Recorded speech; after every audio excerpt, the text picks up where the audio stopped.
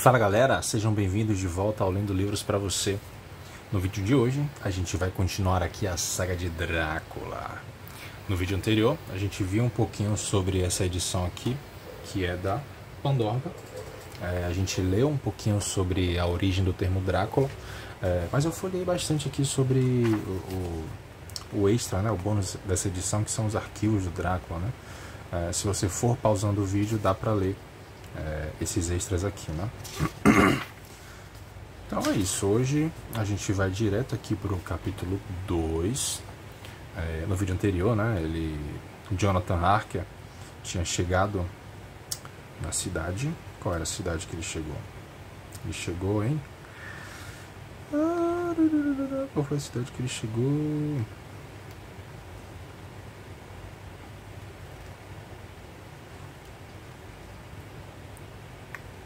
Transilvânia, ele chegou na Transilvânia, isso mesmo.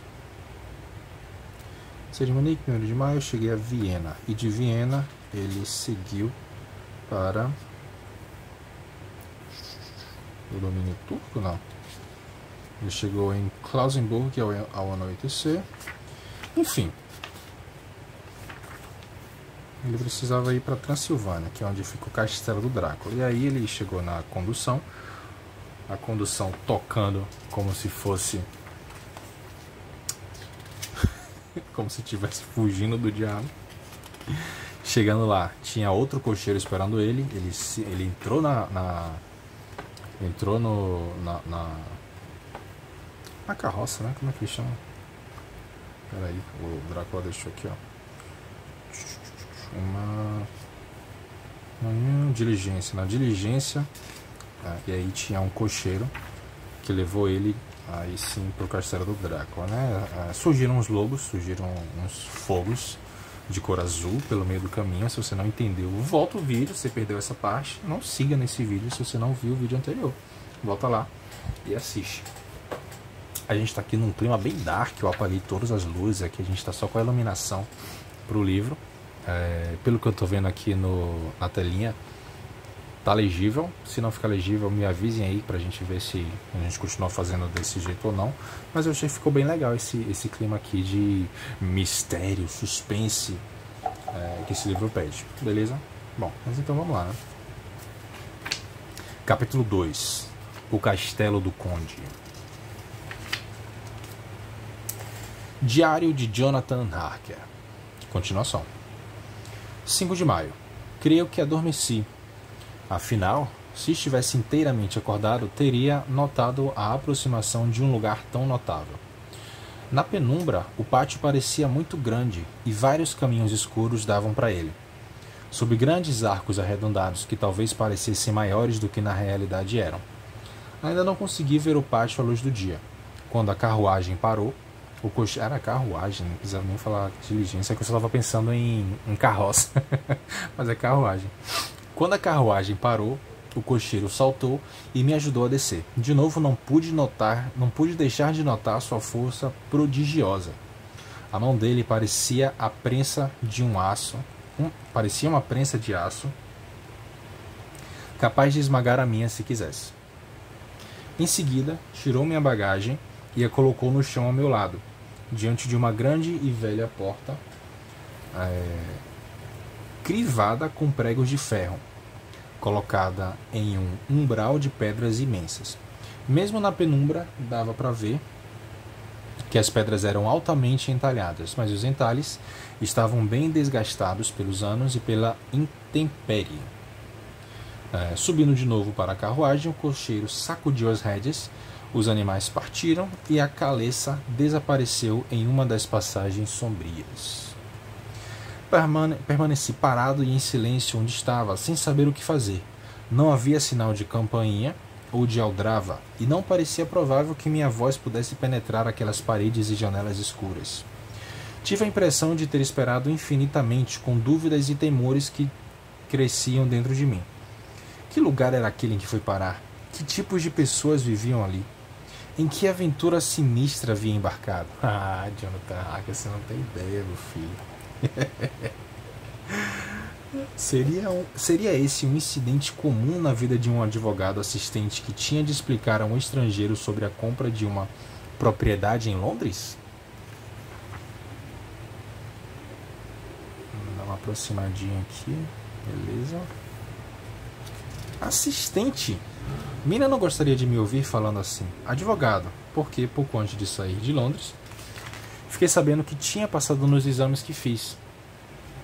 E sou agora plenamente um advogado. Tive de me beliscar e esfregar os olhos para ver se estava acordada.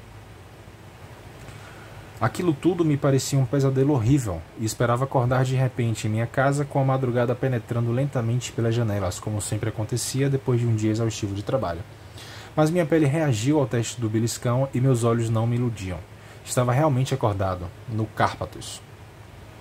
A única coisa que me restava era ter paciência e esperar pelo amanhecer. Exatamente quando chegava a essa conclusão, ouvi por trás da porta passos pesados que se aproximavam. Vi pelas frestas, o clarão de uma luz em minha direção. Ouvi o som de correntes batendo e de uma tranca de ferrolhos maciços sendo puxada. Uma chave girou na fechadura com um rangido característico do longo desuso e a pesada porta se abriu. No lado de dentro estava de pé um velho alto, barbeado e com um longo bigode branco, vestido de preto da cabeça aos pés. Trazia na mão um velho lampião de prata, cuja chama ardia livremente, sem qualquer cúpula, e lançava nas paredes enormes sombras frementes, e o fogo tremeluzia com a corrente de ar da porta aberta. Com a mão direita, o velho fez um sinal para que eu entrasse. Venha, Jonathan Harker, venha para o meu castelo. Foi cordial, falando inglês excelente, mas com uma entonação estranha. Seja bem-vindo à minha casa. Entre por livre e espontânea vontade. Não fez menção alguma de avançar para vir ao meu encontro e ficou imóvel como uma estátua, como se seu gesto de boas-vindas o tivesse petrificado. Contudo, assim que entrei, ele adiantou-se e impulsivamente apertou minha mão com uma força que me fez recuar, o que foi atenuado pelo fato de sua mão ser fria como gelo, mais parecendo a mão de um homem morto. Seja bem-vindo à minha casa, disse de novo. Entre por livre e espontânea vontade, saia são e salvo e deixe aqui um pouco da felicidade que traz. A força com que apertou a minha mão era semelhante à que eu havia notado no cocheiro, cujo rosto não tinha visto, e por um momento imaginei se os dois não seriam a mesma pessoa. Para me assegurar, perguntei, Conde Drácula? Sou Drácula, respondeu ele com uma mesura cordial. E desejo-lhe boas-vindas à minha casa, Sr. Harker. Entre, a noite está fria e o senhor deve estar precisando comer e descansar. Enquanto falava, colocou o lampião em um nicho da parede e, antes que eu pudesse impedir, pegou minha bagagem. Protestei, mas ele insistiu. O senhor é meu hóspede. Já é tarde e meus criados não estão disponíveis. Deixe que eu mesmo cuido do seu conforto. Fez questão de levar minhas bagagens por um corredor e depois por uma grande escada caracol e, em seguida, por mais outro grande corredor. Nossos passos ecoaram ruidosamente pelo piso de pedra. Por fim, o conde abriu uma pesada porta e regozijei-me ao ver uma sala bem iluminada, com uma mesa posta para a ceia e uma majestosa lareira em que crepitava um fogo recém-alimentado. O conde parou, depositou minha bagagem no chão, fechou a porta e, atravessando o cômodo, abriu outra porta que dava para uma pequena sala octogonal, iluminada por um simples lampião e que parecia não ter janela alguma. Caminhando através dela, abriu outra porta e fez um sinal para que eu entrasse. Tem muitas portas e muitas salas nesse castelo, né? A vista era agradável. Tratava-se de um grande quarto bem iluminado e aquecido por outra lareira cujas toras haviam sido acrescentadas recentemente, pois emitiam um rugido seco pela chaminé, denotando estarem frescas. O próprio conde colocou ali minha bagagem e se retirou, dizendo antes de fechar a porta. O senhor deve querer, depois da viagem, se refrescar, fazendo sua toilette. Espero que encontre tudo o que deseja. Quando terminar, dirija-se ao cômodo ao lado, onde encontrará a ceia preparada. A lua, o calor e a cortês recepção do conde pareciam ter acabado com as minhas dúvidas e receios, voltando ao meu estado pareciam ter acabado com as minhas dúvidas e receios. Voltando ao meu estado normal, percebi que estava faminto. Então, depois de fazer uma toalete rápida, fui para o outro aposento. Encontrei a ceia servida. Meu anfitrião, que estava em pé junto à lareira, mostrou a mesa com um gesto cortês e disse: "Peço-lhe que ele se sente e ceie à vontade. Espero que me desculpe por não lhe fazer companhia, mas já jantei e não costumo cear." Entreguei a ele a carta lacrada que o Sr. Hawkins havia enviado por mim. Ele abriu e leu com cautela. Depois, sorrindo amavelmente, entregou a carta a mim para que eu lesse também. Pelo menos um trecho dela trouxe-me grande prazer. Diz a carta: "Lamento que uma crise de gota, enfermidade que me ataca com frequência, impeça-me em absoluto de qualquer viagem por certo tempo vindouro, mas tenho o prazer de comunicar que posso enviar um substituto plenamente capaz no qual deposito total confiança. É um jovem cheio de energia e talento, dono de fiel disposição. É discreto, fala pouco e amadureceu trabalhando comigo. Estará à sua disposição para ajudá-lo no que o senhor desejar durante a estada dele, e obedecerá às suas instruções a respeito de todos os assuntos." O próprio conde tirou a tampa de uma travessa e eu ataquei imediatamente um excelente frango assado. Legal. A carne de frango acompanhada de queijo, salada e uma garrafa de um velho tokagi. O que é um tokagi? Nota do tradutor. Tokagi é a denominação dada por vinhos produzidos na húngara região vinícola de Tokaj Regiauja. Tokaj Regiauja. Então, é uma garrafa de um velho tokagi, do qual tomei 2 taças. Isso constituiu minha ceia. Enquanto comia, o conde me fez muitas perguntas sobre a viagem. Contei-lhe todos os pormenores do que tinha experienciado. Quando acabei de cear, cedendo ao desejo do meu anfitrião, sentei-me em uma poltrona junto ao fogo e pus-me a fumar um charuto que me ofereceu, ao mesmo tempo que ele se desculpava pelo fato de não fumar. Tive então a oportunidade de observá-lo e achei sua fisionomia altamente expressiva.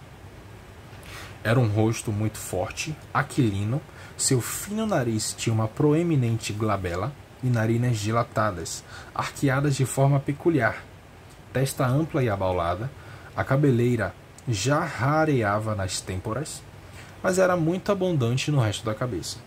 Suas sobrancelhas eram muito espessas, unindo-se quase uma a outra sob o nariz. A boca, pelo que pude ver sob o grosso bigode, era firme e dura, parecendo até cruel, com alvos dentes particularmente pontiagudos, projetando-se entre os lábios. Jonathan Harker, cuja cor escarlate demonstrava extraordinária vitalidade para a idade. No mais, as orelhas eram pálidas e muito pontudas, o queixo largo e forte e a face firme, embora magra. O que mais impressionava, no entanto, era a extraordinária palidez. Jonathan Harker. Até ali, só tinha notado o dorso das mãos dele, que, quando postas sobre os joelhos à luz do fogo, pareciam ser brancas e finas. Mas, vendo-as mais de perto, pude notar que eram bem ásperas, largas com dedos curtos e gordos. Por mais estranho que pareça, as palmas das mãos tinham pelos no centro. As unhas eram compridas e finas, cortadas em pontas afiadas. Quando o conde se inclinou sobre mim e tocou-me com suas mãos, não pude conter um tremor. Talvez tenha sido por causa do mau hálito, mas o fato é que senti uma horrível sensação de náusea e não pude disfarçar por mais que tentasse. Ficou evidente que o conde percebeu e recuou. Com uma espécie de sorriso sombrio que me permitiu ver melhor os protuberantes dentes, sentou-se novamente do outro lado da lareira. Ficamos em silêncio durante algum tempo. Ao olhar na direção da janela, vi a primeira faixa pálida que anunciava a aurora. Parecia haver uma estranha quietude sobre tudo, mas prestando mais atenção, distingui lá embaixo no vale o uivo de muitos lobos. "Ouça-os, os filhos da noite", disse o conde com um brilho no olhar. "Que música fazem!" e, notando sem dúvida meu estranhamento, acrescentou: os senhores habitantes da cidade não conseguem compreender os sentimentos de um caçador. Levantou-se e disse: mas o senhor deve estar cansado. Seu quarto já está arrumado e amanhã poderá dormir até a hora que quiser. Estarei ausente durante toda a tarde. Durma bem e tenha bons sonhos. E com uma mesura cortês, abriu a porta do aposento octagonal para mim e entrei em meu quarto. Sinto-me dentro de um mar de assombro. Duvido, tenho medo, penso coisas estranhas que não me atrevo a confessar nem a mim mesmo. Deus me proteja, ao menos para o bem daqueles que amam. Jonathan Harker. 7 de maio. Descansei bastante nas últimas 24 horas. E uma nova manhã começou. Dormi até tarde e ninguém me acordou. Depois, me vesti, me dirigi à sala em que havia ceado e encontrei uma refeição fria, mas o café ainda quente, pois a cafeteira estava colocada sobre a lareira. E em cima da mesa havia um cartão que dizia: precisei me ausentar por um momento. Não espere por mim. D. Bonitinho. Ataquei a farta refeição e, quando estava saciado, procurei o sino a fim de chamar os criados para retirarem a mesa, mas não encontrei nenhum. Ó, o avião aí. Quem tava com saudade do avião?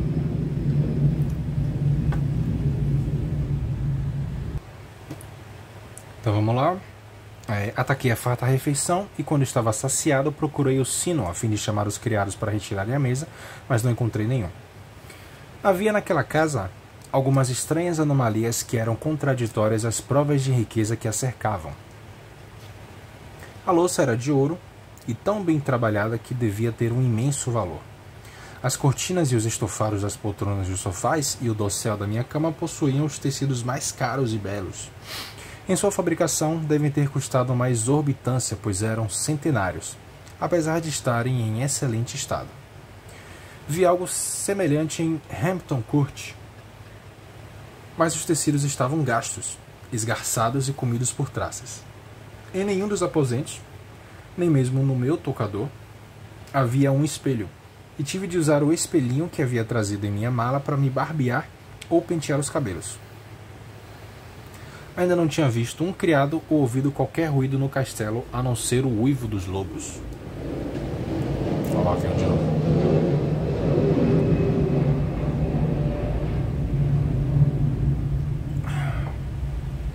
Um pouco depois, ao terminar a refeição, que não sei se devo chamar de café da manhã ou jantar, pois eram 5 ou 6 da tarde, procurei alguma coisa para ler. Não queria andar pelo castelo sem pedir licença ao conde.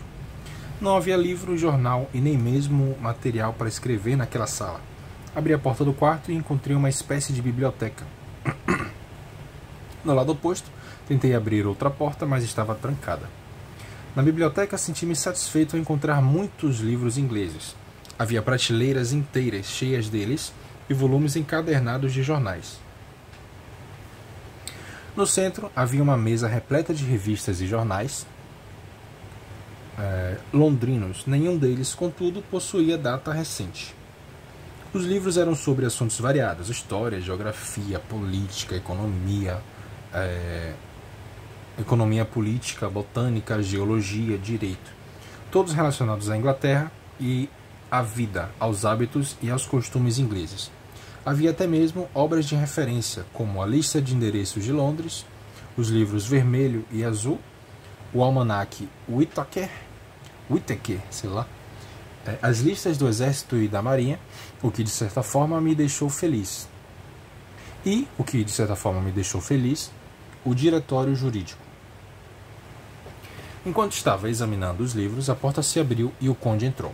Saudou-me cordialmente e disse: estou satisfeito que tenha achado o caminho para cá. Tenho certeza de que há aqui muita coisa que o interessará.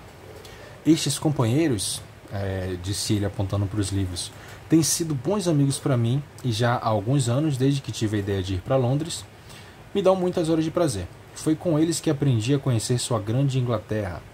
Conhecer Londres significa apaixonar-se por ela, e não vejo a hora de estar no meio do turbilhão da humanidade, compartilhar de sua vida, de suas transformações, de sua morte e tudo mais que ela pode oferecer. mas infelizmente só conheço seu idioma pelos livros. Quero aprender a falá-lo com o senhor. Mas o senhor fala inglês perfeitamente, Conde, eu falei para ele. Agradeço, meu amigo, por tamanha lisonja, mas ainda me falta muita coisa. Receio estar no início da estrada que desejo percorrer. Na verdade, conheço a gramática e as palavras, mas ainda não sei como pronunciá-las. Na verdade, sua pronúncia é perfeita, disse Jonathan Harker. No entanto, respondeu o conde, bem, sei que se fosse para Londres, todos ali perceberiam que sou estrangeiro. Isso não é suficiente para mim. Aqui sou nobre, sou um boiardo. O que é um boiardo? Boiardo é um título nobiliárquico usado nos países eslavos para designar grandes proprietários de terra. Aqui sou nobre, sou um boiardo. Os plebeus me conhecem e eu sou seu senhor. Mas um estranho em uma terra estrangeira não é ninguém. Os homens não o conhecem e por isso não dão importância a ele. Ficarei contente de ser como os outros, de maneira que, quando eu falar, ninguém pense: ah, é um estrangeiro. Tenho sido um senhor de autoridade há tanto tempo, continuaria ainda a ser um senhor, mas pelo menos não quero ter que me rebaixar perante alguém. O senhor não veio aqui somente como agente de meu amigo Peter Hawkins, de Exeter, para conversar comigo sobre minha nova propriedade em Londres. Você deve, creio eu, ficar comigo por algum tempo, e dessa maneira, conversando com o senhor, conseguirei adquirir o sotaque inglês. Corrija-me, mesmo os pequenos erros de pronúncia. Peço desculpas por ter estado fora tanto tempo, mas sei que perdoará quem tem tantos negócios importantes para tratar.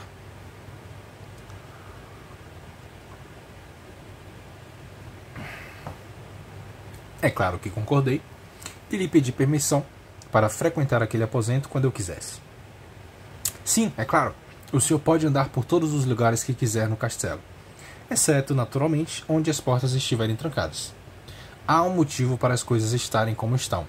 Se você pudesse ver com meus olhos e tivesse meu conhecimento, talvez pudesse ter uma compreensão melhor. Demonstrei ter certeza do que ele dizia e ele continuou. Não se esqueça de que estamos na Transilvânia. Os costumes aqui são diferentes dos da Inglaterra e o senhor aqui poderá ver muitas coisas incomuns. Pelo que me contou sobre as experiências vividas até agora, já teve uma amostra das estranhezas que pode aqui haver. Jonathan Harker.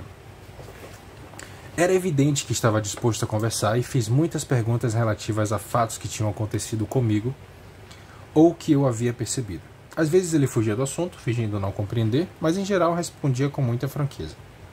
Tornei-me mais audacioso e perguntei o que significavam as coisas estranhas vistas no dia anterior. Como, por exemplo, o fato do cocheiro ter se dirigido aos lugares em que apareciam as chamas azuis. Ele me explicou que as pessoas acreditavam que em determinada noite do ano, a noite anterior, no caso, os espíritos malignos supostamente estariam à solta. Estariam à solta. Uma chama azul seria avistada em qualquer lugar em que houvesse um tesouro enterrado. De que há tesouros escondidos, respondeu ele, nessa região, não há dúvida. O solo foi disputado durante muitos séculos pelos valáquios, saxões e turcos. Ora, existem poucos palmos desta terra que não tenham sido regados com o sangue dos homens, sejam eles patriotas ou invasores. Antigamente, houve tempos de agitação quando os austríacos e húngaros invadiram o país em hordas, e os patriotas saíram para enfrentá-los. Homens e mulheres, idosos e crianças esperavam por eles nas rochas sobre os desfiladeiros a fim de causar avalanches artificiais para destruí-los. Quando o invasor triunfou, pouca coisa encontrou, pois o que havia para roubar foi soterrado. Mas como esses tesouros ficaram tanto tempo escondidos, mesmo sendo tão fácil procurá-los? Eu indaguei. O conde sorriu. Seus lábios se repuxaram sobre suas gengivas, deixando à mostra os caninos compridos e afiados. E ele respondeu: porque os camponeses são medrosos e tolos. Essas chamas só aparecem em determinada noite, e nessa noite ninguém da região tem coragem de sair de casa, meu caro amigo. Mesmo que a pessoa saísse, não saberia o que fazer. Até o camponês mencionado por você, que marcou o local da chama, não saberia onde procurá-lo à luz do dia. Nem mesmo você, sou capaz de jurar, seria capaz de encontrar esses locais novamente, certo? Com certeza, concordei. Sei tão pouco quanto os mortos sobre onde procurar. Então mudamos de assunto. Mas o que são essas chamas azuis? que significam essas chamas azuis. Eu não entendi. Mas então mudamos de assunto. Mas falemos sobre Londres e minha futura residência, disse o conde. Pedindo desculpas pelo meu descuido, fui até meu quarto para pegar os documentos em minha mala. Enquanto os organizava, ouvi barulho de porcelana e prata no outro aposento, e quando voltei, notei que a mesa havia sido tirada e que a lâmpada estava apagada, pois estava completamente escuro. Os lampiões estavam acesos na biblioteca e encontrei o conde deitado no sofá, lendo o Guia Bradshaw, da Inglaterra. O Guia Bradshaw era uma tabela contendo todos os horários dos comboios de passageiros da Grã-Bretanha. Foi impresso de 1839 a 1961. Então o conde estava lendo aí o Guia Bradshaw da Inglaterra. No momento em que entrei, ele tirou da mesa os livros e papéis e começamos a discutir planos, dados e algarismos de todo tipo. Ele estava interessado em tudo e fez uma infinidade de perguntas sobre o lugar e os arredores. Era óbvio que havia estudado muito o assunto e tinha mais informações do que eu mesmo. Quando comentei isso, ele recrutou. Ora, meu amigo, não acha fundamental que seja assim? Quando eu estiver lá, meu amigo Harker Jonathan. Não, desculpe-me. Ainda peco nesse hábito de dizer o sobrenome primeiro. Meu amigo Jonathan Harker não estará mais ao meu lado para dar-me todas as informações que necessito, pois sem dúvida estará em Exeter, a quilômetros de distância, provavelmente cuidando dos documentos jurídicos, ao lado do meu outro amigo, Peter Hawkins. Então... E aí passamos a tratar dos detalhes da aquisição da propriedade de Purfleet. Depois que dei ao conde as explicações, ele assinou os papéis necessários e para acompanhá-los escrevi uma carta ao Sr. Hawkins a ser postada assim que possível. Indagou-me como foi que tinha descoberto uma propriedade tão de acordo com seus requisitos. Li então para ele minhas anotações que reproduzo aqui.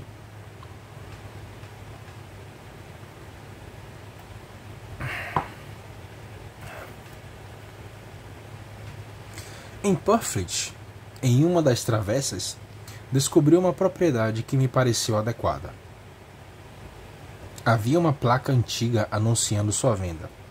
É cercada por um muro alto, de pedras, que há muitos anos não recebe conserto algum. Os portões são de carvalho e ferro corroído pela ferrugem. A propriedade chama-se Carfax, uma corruptela do antigo quatro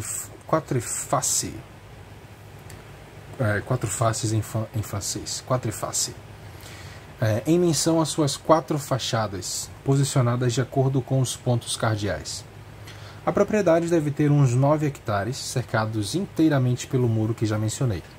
Há muitas árvores que tornam o lugar sombrio, e há um tanque ou um pequeno lago profundo e escuro, evidentemente alimentado por alguma nascente, uma vez que a água flui para um córrego de bom tamanho. A casa é bem ampla, creio que data dos tempos medievais, pois uma parte é feita de pedra extremamente espessa, com poucas janelas muito altas e fortemente protegida por barras de ferro. Parece ter sido parte de um forte e fica próxima a uma antiga capela ou igreja. Não deu para entrar na capela, que estava sem a chave da porta, mas tirei algumas fotografias de diversos ângulos com minha câmera. A casa foi ampliada ao longo do tempo, mas de uma forma tão confusa que não dá para calcular a extensão total que ocupa no terreno. Porém, deve ser bem grande. Tá aí nosso perito, Jonathan Harker. Existem poucas casas nas proximidades. Uma das propriedades da vizinhança foi construída recentemente e transformada em um manicômio privado. Não dá, no entanto, para avistá-la da propriedade. Então tem a casa e tem um manicômio ali perto. Quando terminei minha leitura, o conde disse: estou satisfeito de saber que se trata de uma casa grande e velha. Pertence a uma família antiga, e para mim seria a morte ter que morar em uma casa nova. Uma casa não se torna um lar de um dia para o outro, e é preciso vários dias para compor um século. Estou satisfeito também por saber que há uma capela. Nós, nobres transilvânios, achamos que nossos ossos não devem jazer entre os mortos plebeus. Não estou procurando lazer ou distração, nem o prazer radiante do sol ou o brilho cintilante das águas que agradam os mais jovens e alegres. Não sou mais um jovem, e meu coração, após pesados anos lamentando pelos mortos, Não está mais acostumado aos divertimentos. Os muros de meu castelo também estão destruídos. As sombras são tantas. O vento frio sopra por entre as ameias e os caixilhos quebrados. Adoro a penumbra, a sombra e ficar só com meus pensamentos quando eu posso. Contudo, tive a sensação de que sua expressão não estava em sintonia com as palavras que dizia. Ou melhor, que suas expressões acrescentavam ao sorriso algo malévolo e sombrio. Logo em seguida, ele se desculpou e saiu, pedindo-me para arrumar todos os papéis. Passei a examinar alguns livros e um deles tratava-se de um atlas que se abriu, como que por acaso, exatamente no mapa da Inglaterra. Tive a impressão de que aquelas páginas haviam sido folheadas com bastante frequência. Prestando mais atenção, vi que haviam 3 localidades com um pequeno círculo feito a tinta. Notei que uma delas era a leste de Londres, especificamente onde ficava a nova propriedade do conde. As 2 outras eram Exeter e Whitby, na costa de Yorkshire. Passou-se quase 1 hora até que o conde retornasse. Ainda com os livros? Indagou. Muito bem, mas não deve trabalhar demais. Venha. Fui informado de que a ceia está pronta. Esse conde está enrolando. Ele sai por 1 hora e volta dizendo que a ceia está pronta. Foi ele mesmo que fez. Ele fez essa ceia. Tomou meu braço e levou-me à sala ao lado onde a mesa estava posta. Mais uma vez, o conde desculpou-se por não me fazer companhia, pois tinha jantado fora de casa. Contudo, conversou comigo enquanto eu comia, como fez no dia anterior. Depois da ceia, fumei, também como na noite anterior. E o conde ficou perto de mim, conversando e fazendo perguntas sobre os mais variados assuntos, durante horas seguidas. Percebi que estava ficando bem tarde, mas não mencionei nada, pois achava que minha obrigação era satisfazer as vontades do meu anfitrião de todas as formas possíveis. Eu estava sem sono, pois o longo descanso no decorrer do dia havia me restabelecido. Mesmo assim, não pude deixar de sentir aquele arrepio que costumava vir quando a manhã se aproxima, que é, à sua maneira, uma virada de maré. Dizem que as pessoas que estão próximas da morte morrem à chegada do amanhecer, ou quando a maré vira. Qualquer pessoa cansada demais, porém presa às obrigações, pode experimentar essa mudança e acreditar nisso. De repente ouvimos o cantar de um galo que cortou com uma sobrenatural estridência o ar calmo da madrugada. O conde deu um sobressalto e exclamou: "Ora! Eis aí o amanhecer novamente. Não devia tê-lo feito ficar acordado até essa hora. O senhor deve tornar menos interessante sua conversa sobre minha nova pátria, a Inglaterra, para que eu não me esqueça de que o tempo voa." E com uma mesura cordial, retirou-se. Fui para o meu quarto e abri as cortinas, mas havia pouca coisa para apreciar.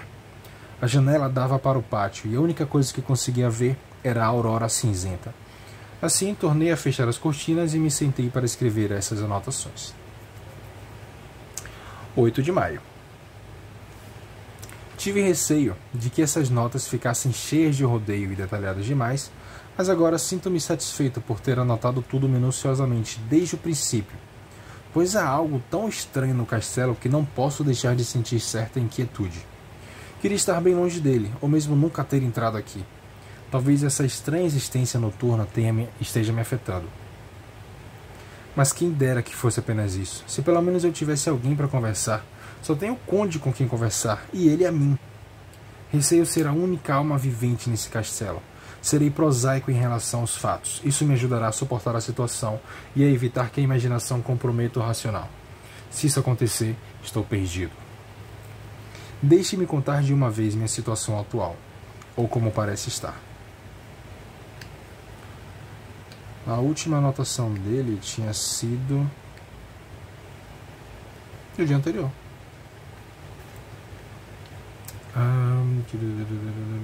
Deixe-me contar de uma vez minha situação atual, ou como parece estar. Dormi apenas algumas horas. Quando fui para a cama, vendo que não conseguiria dormir mais, levantei-me. Pendurei na janela meu espelhinho de barbear e estava começando a fazer a barba quando subitamente senti que me seguravam pelo ombro e ouvi a voz do conde dizendo: "Bom dia." Fiquei surpreso, pois me intrigou o fato de não o ter visto entrar, mesmo tendo todo o aposento atrás de mim, refletindo no espelhinho. Jonathan Harker, você não sabe, cara. Ao ser surpreendido, cortei-me ligeiramente com a navalha, mas nem percebi a princípio. Tendo respondido à saudação do conde, tornei a olhar para o espelho para me certificar de que não estava enganado. Dessa vez não havia dúvida, pois o homem estava ao meu lado e dava para vê-lo por cima de meus ombros. Mas sua imagem não estava refletida no espelho. Todo o quarto por trás de mim aparecia no espelho, mas não havia sinal de homem algum, a não ser eu mesmo. Isso foi apavorante, e somando-se a tantas outras coisas, aumentava a inquietação que eu sempre sentia perto do conde. Contudo, naquele momento, vi que o corte sangrou um pouco e o sangue escorria pelo meu queixo. Abaixei a navalha e virei-me, procurando alguma coisa para estancar o sangue. Quando o conde olhou para o meu rosto, seus olhos chamejaram com uma fúria demoníaca, e subitamente ele estendeu as mãos para agarrar meu pescoço. Recuei por instinto, e sua mão tocou o rosário que prendia o crucifixo.